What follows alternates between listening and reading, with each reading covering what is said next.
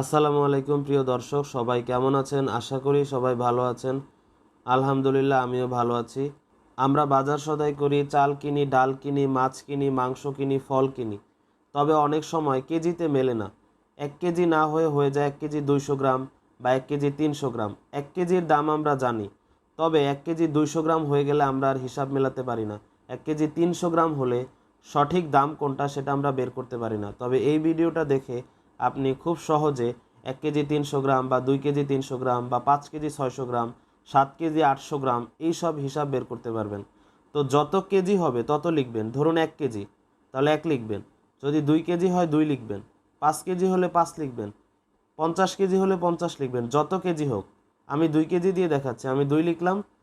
যত কেজি হবে তত লিখবেন, তারপর একটা দশমিক দিবেন। তারপর আপনি যত গ্রাম তত লিখবেন।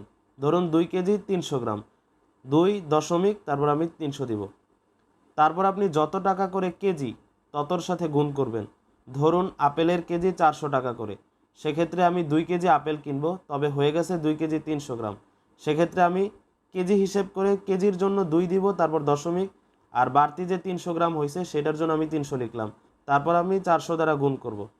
যেহেতু আপেলের কেজি ৪০০ টাকা করে, যত টাকা করে কেজি বা আপনি যাই কিনবেন না কেন সেটা যত টাকা করে কেজি তত দিয়ে গুণ করবেন। তো আমি এখানে ৪০০ টাকা দিয়ে গুণ করছি, তাহলে আমার দাম আসে ৯২০ টাকা। অর্থাৎ যত কেজি হয় তত লিখবেন। যদি ৫ কেজি হয় ৫ লিখবেন, তারপর দশমিক দিবেন। তারপর বাড়তি যত গ্রাম হয়, ধরুন ৫ কেজি ৭০০ গ্রাম, ৭০০ লিখবেন। তারপর আপনি গুণ দিবেন যত টাকা করে কেজি। ধরুন কোনো কিছু ৬০০ টাকা করে কেজি, তাহলে আমি ৫ দিলাম, দশমিক দিলাম, ৭০০ গ্রাম দিলাম, তারপর গুণ ৬০০, তাহলে আমার দাম এসেছে ৩,৪২০ টাকা।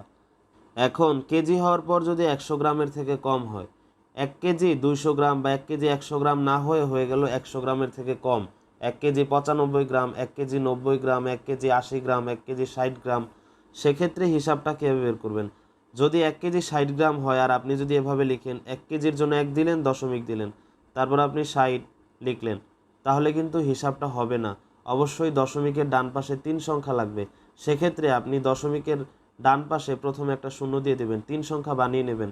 ১ কেজি ৬০ গ্রাম হলে তাহলে এভাবে লিখবেন, ১ লিখবেন, দশমিক দিবেন, তারপর একটা শূন্য দিয়ে তারপর ৬০ গ্রাম, যেহেতু ১০০ গ্রামের থেকে কম। এরপর আপনি যত টাকা করে কেজি তত দ্বারা গুণ করবেন। আবার ঠিক তেমনিভাবে ধরুন ২ কেজি ৫০ গ্রাম আসছে, সেক্ষেত্রে আপনি যদি ২ লিখেন, দশমিক দেন, তারপর ৫০ দিয়ে হিসাবটা করেন, হবে না। দশমিকের ডান পাশে একটা শূন্য দিতে হবে, ৩ সংখ্যা বানিয়ে নিতে হবে। তারপর যত টাকা করে কেজি তত দ্বারা গুণ করলে হিসাব বের হয়ে যাবে। আবার যদি ১ কেজি না হয়ে ১ কেজির কম হয়, ৯০০ গ্রাম, ৮০০ গ্রাম, ৬০০ গ্রাম, সেক্ষেত্রে কীভাবে হিসাবটা বের করবেন? তো সেক্ষেত্রে ১ কেজি না হলে অবশ্যই কত কেজি হবে? ০ কেজি। সেক্ষেত্রে আপনি শূন্য দিবেন, যেহেতু ১ কেজি না তাহলে ০ কেজি। তারপর আপনি দশমিক দিবেন, তারপর যদি ৮০০ গ্রাম হয় ৮০০ লিখবেন।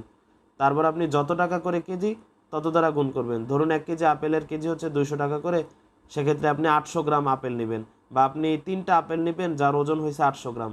সেক্ষেত্রে যেহেতু ১ কেজি হয় নাই, ০ কেজি, শূন্য দিবেন, দশমিক, তারপর যেহেতু ৮০০ গ্রাম হয়েছে ৮০০ গ্রাম লিখলেন, তারপর গুণ দিবেন ২০০ করে, বা যদি ৩০০ টাকা করে কেজি হয় ৩০০ দ্বারা গুণ করবেন। আবার যদি শুধু ৫০ গ্রাম হয়, শুধু ৬০ গ্রাম হয়, শুধু ৭০ গ্রাম হয়, শুধু ৮০ গ্রাম হয়, সেক্ষেত্রে কিভাবে বের করবেন? শূন্য দিবেন, যেহেতু ০ কেজি, শুধু ৬০ গ্রাম বা শুধু ৭০ গ্রাম বা শুধু ৮০ গ্রাম, তো শূন্য দিবেন, তারপর দশমিক, যদি ৮০ গ্রাম হয় একটা শূন্য দিবেন, তারপর ৮০, ৩ সংখ্যা লিখতে হবে। অবশ্যই শূন্য দিবেন, যেহেতু ০ কেজি মানে শুধু ৮০ গ্রাম, শূন্য, দশমিক, তারপর ৩ সংখ্যার জন্য আপনি প্রথমে একটা শূন্য দিয়ে দিলেন, দশমিকের ডান পাশে শূন্য দিয়ে, তারপর শুধু ৮০ গ্রাম। এরপর আপনি যত টাকা করে কেজি ততর সাথে গুণ করলে হিসাব বের হয়ে যাবে। তো একবার শিখে গেলে এই হিসাব করতে আপনার ১০ সেকেন্ড লাগবে। আমি একটা জিনিসই আপনাদেরকে বোঝানোর স্বার্থে বারবার বলেছি, হিসাব একটাই, যত কেজি হবে তত লিখবেন, তারপর দশমিক দিবেন, যত গ্রাম হবে তত লিখবেন।